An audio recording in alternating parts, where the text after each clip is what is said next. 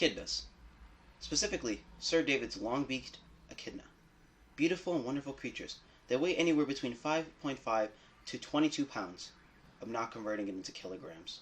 This is America, and we use the American system. Anyways, also, they're brown with white quills and have long beaks. And you know what they say about big noses?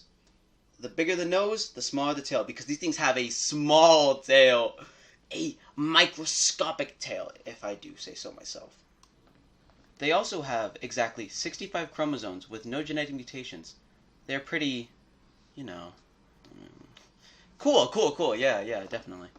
Also, if the phenotypes in the echidna change, it could potentially be albino, but that's not really a me problem. Another thing about them is that they evolved from platypuses. Wow, so cool. They're related to this guy. No way. Most of this species can be found in New Guinea, which is in Australia, as most should have expected at this point.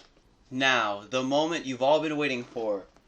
The thing that none of us knew but was still somehow assigned to us. Taxonomy. Or, wait, I said it wrong. Taxonomy, yeah. As you can see, here are some of the taxonomies for Sir David's long-beaked echidna.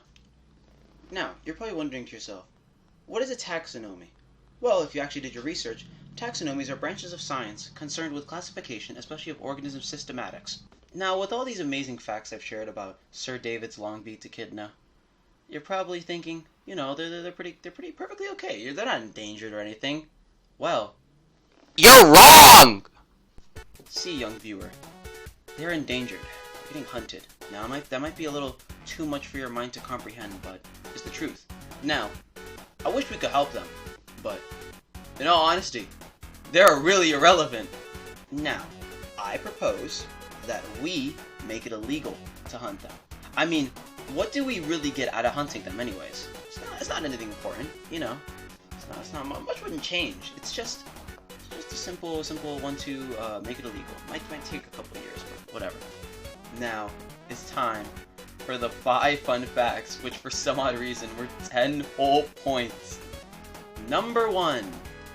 The taxonomic family name for echidnas, Taxiglossinae, means fast tongue. Number 2. Both male and female echidnas have a pouch on the belly, making it difficult to tell one from the other. Number 3. The echidna snout is very sensitive to touch and can feel vibrations. Number 4. Its body temperature is actually lower than most other mammals and is not controlled in the same way. Number 5. Egg-laying mammals are called monotremes. There are only 5 monotremes in the world, 4 species of echidnas plus the platypus. Number 6. Knuckles is the only remaining descendant of the Knuckles clan, a group of echidnas that lived 4,000 years ago in what appears in the Sonic games as the Mystic Ruins.